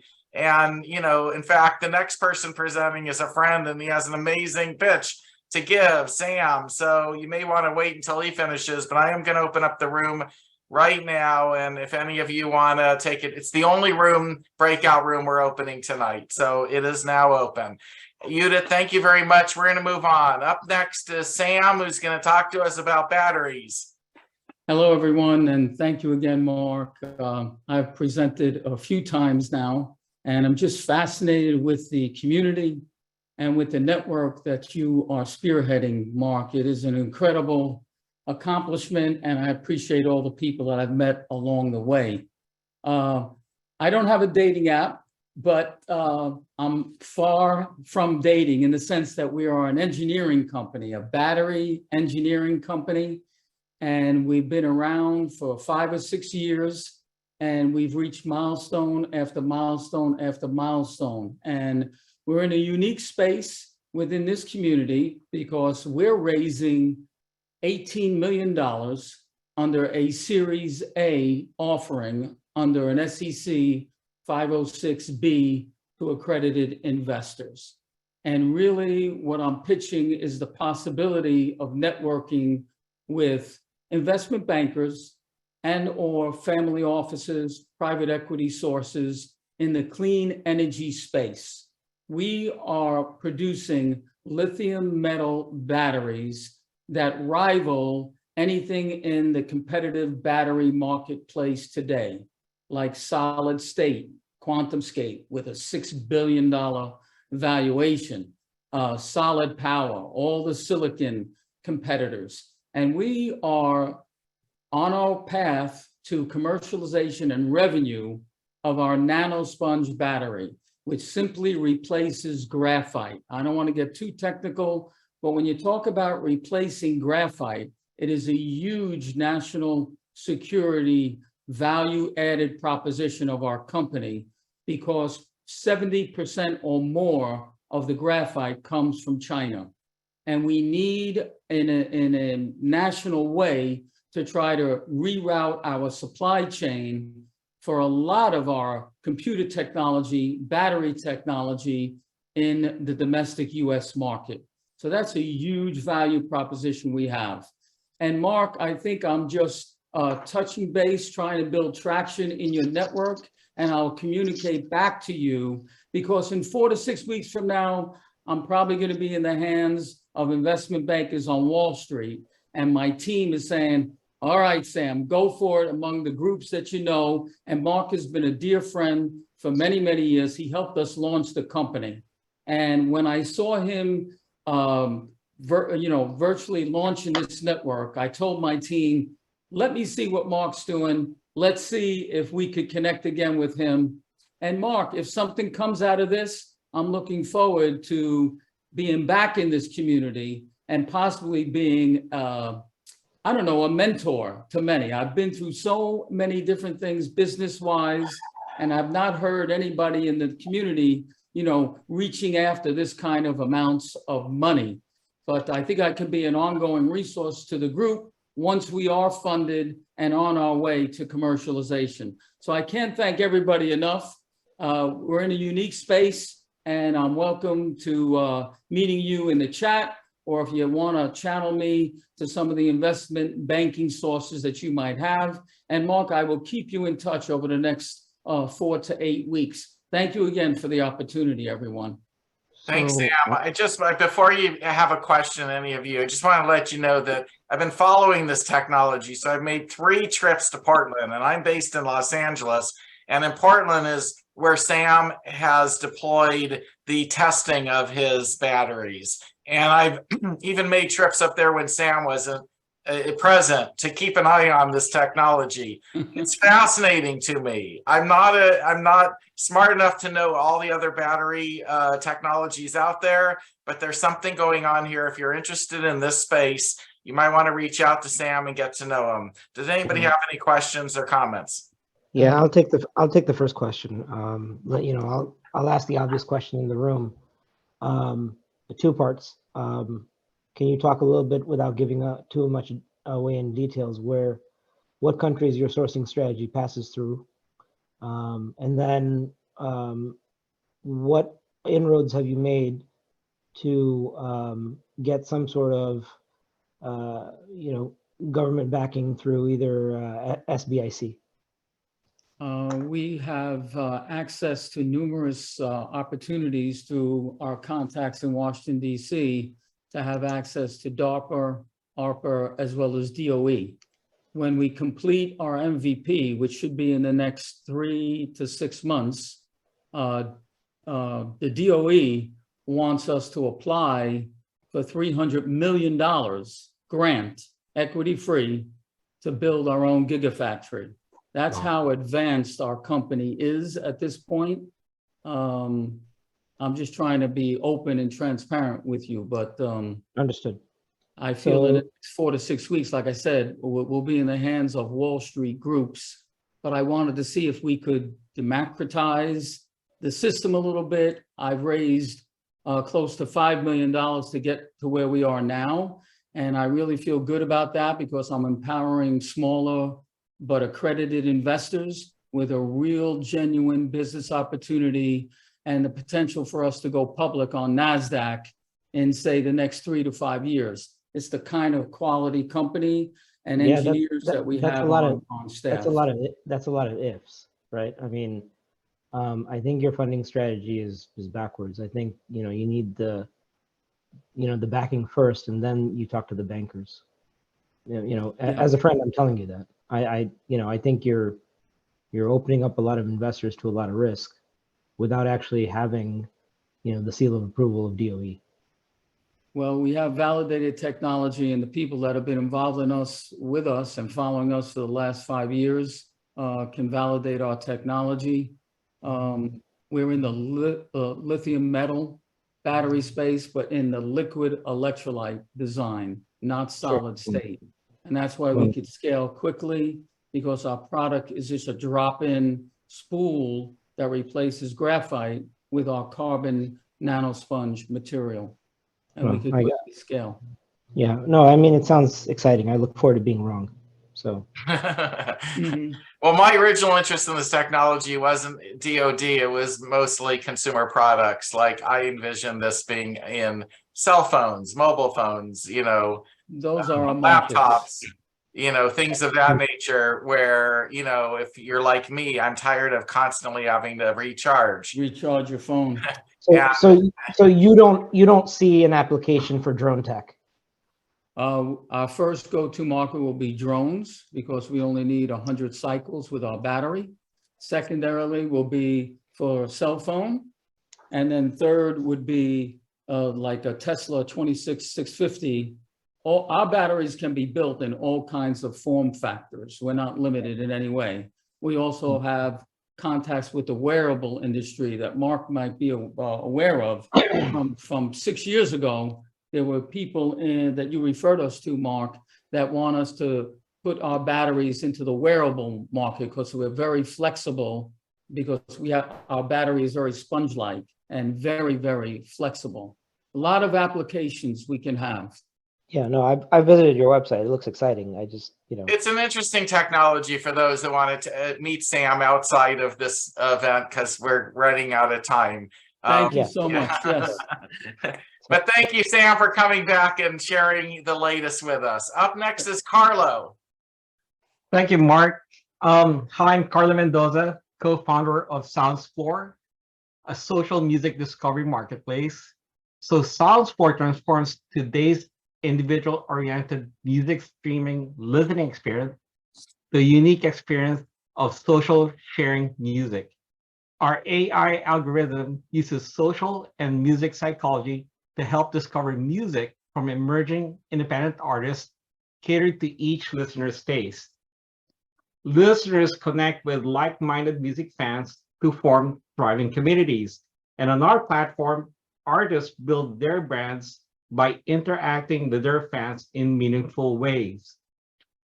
So our social and community-driven approach creates a music-centered ecosystem with SoundSpore as the monetization engine providing new and dynamic revenue sources for artists and influencers, in addition to current royalty income. So SoundSport is a new market segment that bridges music streaming and the social media industries. And we are seeking investors, advisors, and partners to join us in this new world of music. Thank you. Sounds really interesting. Is it possible that musicians in different cities could collaborate in a live stream and sound good? Or is your platform not that advanced yet to do that type of collaboration? That is in our roadmap. Okay. Does anybody have any questions or comments? Yeah, really quick. When you talk music and social, the thing that comes to my mind is Twitch. And so how does it compare to that? So we are using it based on approaching it from a social side first and foremost. And that's how we geared our algorithm and our AI to really use social and matching the listener to the song, musician, and community. So not only are we focused on what the emotions that are created by the song, we are actually very focused also on the connecting. Okay, we're gonna have to move on, Carlo. I'm my apologies, because we have a bunch of people that still want to pitch and we're running a little bit out of time. So meet Carlo in the chat and you'll have a chance to pitch again. All of you who are in this last 20 minutes, if we don't get you all in, I promise those that we do not have time for today, I will make a list and you will be at the front of the list next week. But I do think we can get a bunch more in. Troy, you're up next. Thank you, Mark. I'm Troy Brazil, founder and CEO of Optimus Sports Group. We accurately predict athletic performance in professional and amateur sports. I've worked with 3 Super Bowl champions, an NBA champion, and an MLS Cup winner. We're now taking this methodology into high school football, esports, and competitive youth soccer. I'm looking for my seed capital to help scale the software, marketing, some operational costs, etc. I also just launched on the JP Morgan Capital Connect platform. So JP Morgan will come in, they'll support an investor with some venture debt. So Troy Brazil, Optimus Sports Group. I'll put my information in the chat. It actually sounds intriguing, and I wish we had more time to learn more about how it predicts and why it's accurate. Does anybody have any questions or comments real quick? Then maybe we'll have you back, Troy, to be able to expand on your pitch next time. Thank you so much. Absolutely. Thank you. Troy in the chat. Up next is Naveed. Hello, everyone. I'm Naveed Malim, co-founder and CEO of the Greenie Positive. We are a startup company recently registered in the UK. Our product is our invention. It's called the SPPE, which stands for the System for Prevention of Petrol Evaporation. It's a mechanical system that helps protect the environment and save money. It can be used in petrol station tanks to reduce the amount of petrol evaporation by at least 70% and up to 95% from their storage tanks. Regarding this reduction, environmental pollution will decrease and petrol stations' income will increase. All current systems are based on recycling the petrol saturated air, which uses lots of energy and has a high maintenance cost. The most important innovative part of the SPP is that it prevents the evaporation instead of recycling the evaporated petrol. Also, it does not consume any energy to operate and has no maintenance cost. The SPP has had an Iranian patent since 2007. It's functional in circulation and has been installed in some petrol stations in Iran. We're working on reducing the construction and installation time and costs at the moment.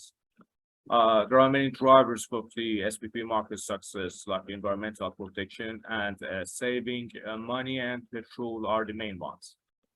The foremost values are reserving petrol, saving money, increasing workplace health, decreasing environmental pollution by preventing petrol evaporation. They're all part of sustainable development goals. We are looking to raise between 500 grants to 1 million. The extent of the SPP market includes approximately 8,300 petrol stations in the UK, about 175,000 in North America, 136,000 in Europe, 60,000 in India, and the list goes on. During Greenie Positive journey, the revenue is expected to grow from 180,000 in the first year to more than 12 million in the fifth year. Just out of curiosity, is there nobody that's building any system to solve this problem? Are you the only one? You know, every other system that at the moment are in the market are working on recycling the saturated petrol, air saturated petrol. There's no system for preventing the evaporation. Wow, that's surprising. Oh, that's so interesting. That's the innovation part of it, actually. Okay, very cool. All right, does anybody have any questions or comments real quick? And I apologize because we're going to sort of rush through everybody at this point, and we'll have to have you back on another night. I'm so sorry. Up next is Henry. Hi, I'm Henry O'Connell, and I'm with a company called Canary Speech. I'll give you just 5 points about the company, which maybe will pique your interest. Canary Speech develops algorithms to analyze human condition and disease. We do that by extracting 12.5 million data points per minute from speech, sub-language level. We are doing this in multiple languages. We're protected by 5 US patents, 2 Japanese patents, and 6 pending patents. Last year, in November, Microsoft took an interest in us and gave us a non-dilutive $1 million grant. We will be commercially available within the Microsoft Teams for Healthcare system at the end of this quarter in both the US and Japan, and then in the second quarter, at the end of the second quarter in Europe. We analyze diseases such as anxiety, depression, Alzheimer's, MCI, Parkinson's, and others. The co-founders are myself and Jeff Adams. Jeff Adams led the team that developed the Amazon Echo. He also led the team that developed the products of Nuance. And he was the creator of the NLP, first commercial product 25 years ago. We met when I was a neurology researcher at NIH, and he was working for another government agency. We this week submitted our first application for anxiety and depression in a de novo track, first ever in the world, to the FDA for approval as a medical device. Currently, our revenue is in predictive analytics. There are already 2 CPT codes that support our product, and we expect approval as a medical device first quarter of next year. We will then follow that with multiple other diseases. Our approach to this was unique enough that our core patents received 100% of their claims, both in the US and in Japan. We are doing a growth raise for commercialization, and we are also using that money to support the FDA trial. Our projected revenue for the year is $5.5 million, growing to 20 to 30 million next year. Our gross margins are in the 88% range. We have an open safe with $2 million in it. We're looking to continue to take money in the safe for the next 30 days. The pre-money valuation of the company is 45 million, which is half of the industry right now. We have the strongest patent portfolio, truthfully, on the planet. So I can be reached at Henry O'Connell at Henry at canaryspeech.com. we'd look forward to talking with anyone, and I appreciate it very, very much to be here and meet with you. I hope I didn't take too much time. Not at all. Actually, I would love to learn more. If you can arrange for a deck to be sent to me directly, I would be interested in maybe get on a call with you. Very fascinating story. We're not going to have enough time for questions and comments if I'm going to try and breeze through everybody else. So Henry, I apologize. I'm the only one with a comment. We're going to have to move on. Susan is up next. Okay, thank you, Mark, for this, again, the tribal meeting. So I'm Susan DeRobertis. I am the Rainmaker. Clients hire me to rescue their businesses from imminent collapse. So over the last 29 years, I've helped businesses double and triple their income in a matter of months of working with me. I'm a former CFO from corporate. I know how to grow and scale a business. And as an example of one such business, I was the CFO of an international architectural and design firm, and they experienced massive growth and grew from 80 employees to 200 employees in 1 year. The problem then was no systems, no accounting head, no one was in charge, and forecasting and revenue flow were impossible. Non-existent. The consequence of all this going on was there was no cash flow. They could not collect on the $8 million that they had in receivables. When they hired me, I put systems in place. I dealt with the Fortune 500 clients that they had, and in 8 weeks, within 8 weeks, I brought in $1 million. And in the remainder of the year, I brought in $5 million. I established the financial planning, the forecasting. Needless to say, the CEO was thrilled, and everything was working as it should for a company that size to be profitable and successful. So I'm here to help. I am the Rainmaker. My info is in the chat. Connect with me. Thank you. Love the name, the Rainmaker. Meet Susan in the chat. Okay, up next is Michael. This is my third time here. Mark, thanks for the one-on-one a few weeks ago. I actually implemented some of the things you said. So I'm going to fly through both businesses. Investment Science, very simple. Objective consulting without compromise. No strategic ties to vendors. We stay on top of the latest trends of banking and technology. Not going to go into any more detail. We're more here to talk about what used to be called Investment Lab is now called Sage Fusion. Sage Fusion makes financial markets more efficient and less noisy. What do we mean by this? If you have $100 to invest, you could go into upwards of 100 different investments powered by interactive brokers and AI. Our traction is we actually have US Cap Global doing a 10 million raise, a 3 million soft commitment. We have strategic partnerships now from Mark November's feedback of investment banks to conduct mergers and acquisitions with a go-to-market strategy and hold a Series 65 license.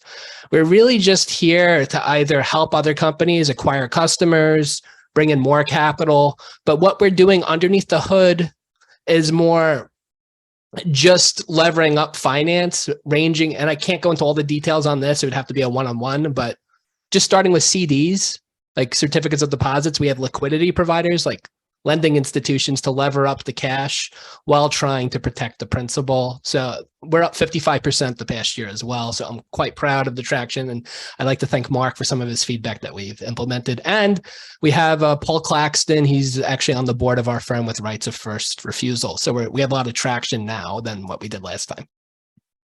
Great. Thanks, Michael. Meet Michael in the chat. Up next is Maximiliano. Sorry, please tell us how to pronounce it properly. Maximiliano, can you hear me? Yes. Great. I'll go quick. My name is Maximiliano Treviño. I am the founder of Nahuatili. Nahuatili is a mobile app designed for bilingual law firms. Among 10 other languages, the United States has the 4th largest Spanish-speaking population in the world. Our mission is simple: to offer immigrants from around the world a simple and convenient way to locate and consult with law firms in their native language. Our app is already available on the iOS store and ready for law firms to onboard. Among other features, we offer law firms a 30-mile search protection, 20 available practice, and 10 languages to choose from. I am here looking for first seed capital to start marketing the app, and of course, all the knowledge Mark and the entire team has to offer. Thank you. It sounds like a good idea. So thank you for making that a short pitch. Up next is Dan. Hi, everybody. I'm Dan Marsh. I'm the chief thinker and founder of Digital Magnetics. I feel we've made the greatest technological advance in small wind turbine technology in the last 100 years because we have a self-regulating small wind turbine generator. I'm currently doing some testing with some Morningstar charge controller equipment, along with some Victron Energy charge controller equipment, and doing some testing on Lorentz water well pumps for worldwide applications. Last year, we successfully tested twice at an energy and propulsion laboratory in San Antonio, Texas, USA. And recently we were given the go-ahead to put our turbine on the roof next to a regular turbine at a major university here in Texas. I am looking for $100,000 in pre-seed, pre-revenue. I am pre-revenue money. I call it for a gap, to fill a gap. And it's going to be,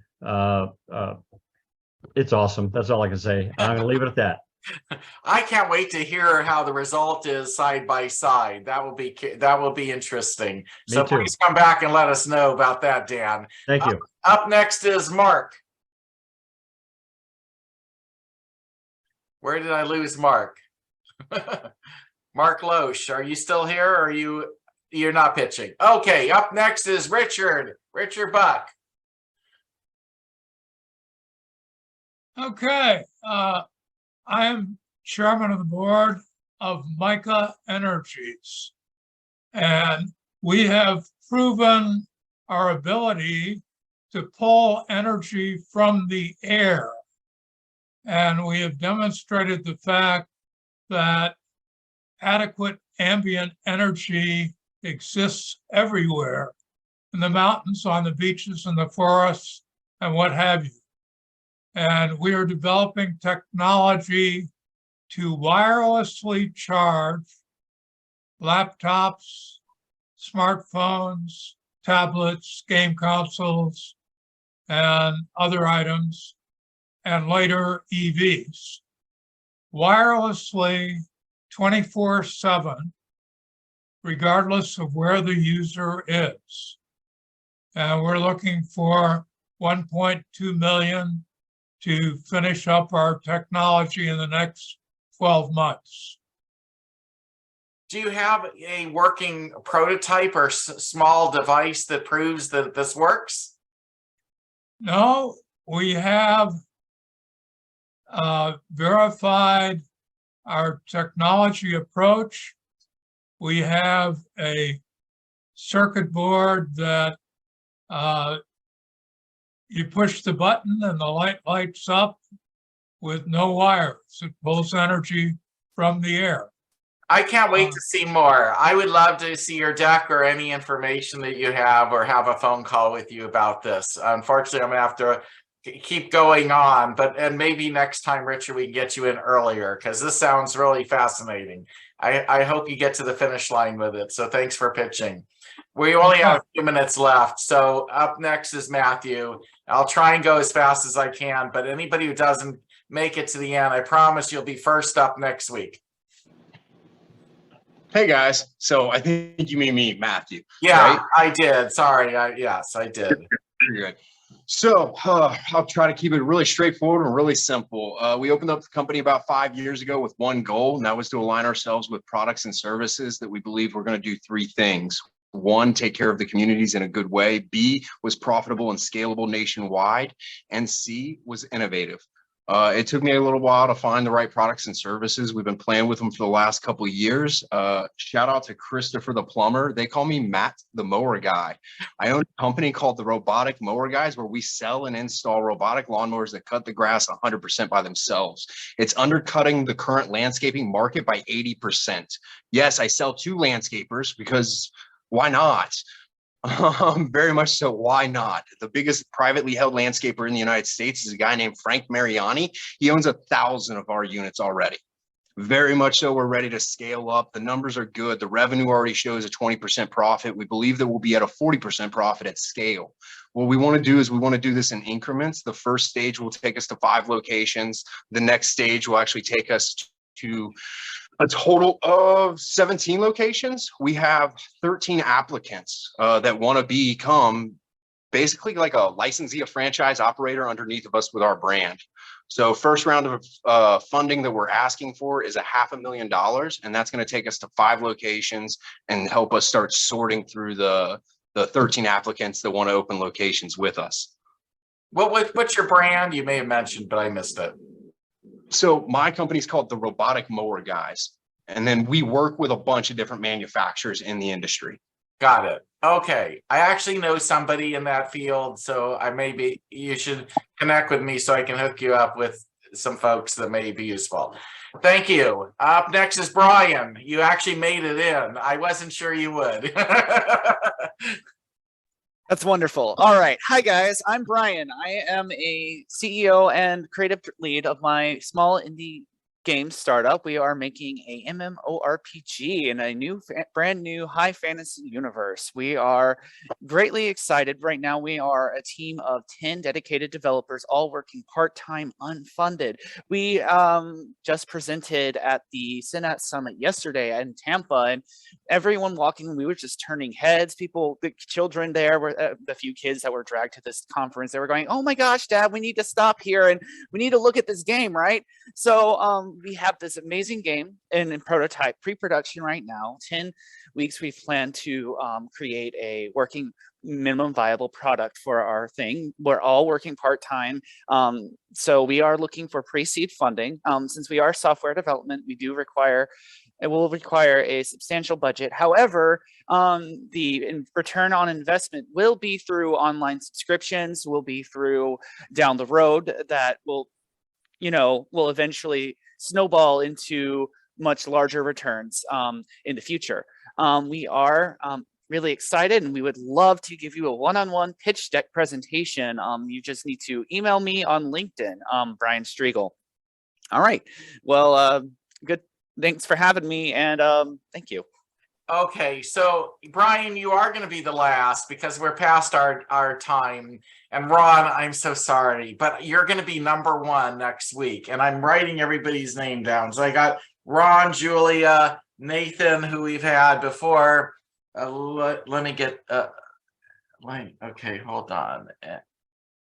Ellen is fine. YN, okay, Edmund Cap. Mark, sorry, you'll be next week if that works for you. Mark Loesch, Wendy Cohen. Oops. Who else am I missing? Scott Sheffield. Scott. Okay, I want this event tonight to end on time or relatively close to time. I want to thank everybody. Again, we had a couple hundred people here tonight. I mean, amazing that our turnout just blows my mind, especially because we're not marketing, promoting, and doing anything more other than emailing our house list right now. And I still am amazed by how many of you keep showing up. I hope I'll see you again next week. I personally believe networking is the best thing that you can all do for yourselves. It's also helping me to network with all of you. I have a blast getting to know all of you. If any of you want to, get a one-on-one with me, it's a possibility. There might be a slot or two left in the month of February. You can find my calendar at marknovember.com, but I'm pretty much booked for the rest of February if there's even a slot open, and I'll open up March in a couple of weeks or when it gets a little closer to March. Really appreciate all of you being part of Venture Starters. Keep the comments coming. Thank you for being on the journey with me. Good night, everybody. Another fantastic event. The pitches tonight were really great. I really appreciated hearing some amazing ideas tonight from all of you. Thank you again for being part of our community. See you next Wednesday. How do you save the chat? Thank How do you save the chat? Oh, the save the chat. There's 3 dots at the bottom and you should be able to click on that and find a way to save it. Try that real quick if you can. They'll hold Well- off one more second before we close the meeting. When I click the buttons, it says save chat, but where does it go? It should save download to you, your computer. That's It'll be in your Zoom folder, which should be in My Documents. Thank you. Oh, thanks. Perfect. Thank you, everybody. It was great. I thoroughly enjoyed tonight. Fantastic event. Take care, everybody. Bye-bye. Thank you guys. It was really good. Bye-bye. Just closing down. Thanks, Bye-bye. Bye-bye, Mr. Mike.